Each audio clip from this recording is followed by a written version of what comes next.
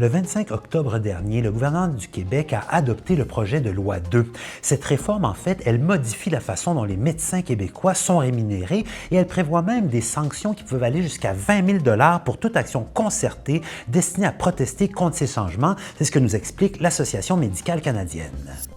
En 29 ans, je n'ai jamais vu ce degré de frustration ni un tel exode. C'est ce qu'affirme le docteur Sarah Newberry, qui est médecin de famille à Marathon, une petite ville à 300 km à l'est de Thunder Bay. Depuis l'adoption du projet de loi 2 au Québec, eh bien, des médecins québécois envisagent de trouver du travail dans les communautés du nord de l'Ontario. C'est ce que nous expliquent des recruteurs de notre région.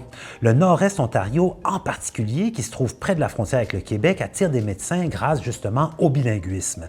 Pour certains médecins, l'attrait de l'Ontario est accentué aussi par les conditions de pratique dans certaines régions du Québec. Ryan Humanik de la ville du Grand Sudbury et le docteur Pankaj Bhatia, qui est chef du personnel à Horizon Santé Nord, soulignent l'attrait culturel du nord de l'Ontario pour les francophones. M. Humanik rappelle que le Grand Sudbury est une des plus grandes populations franco hors du Québec de tout le pays.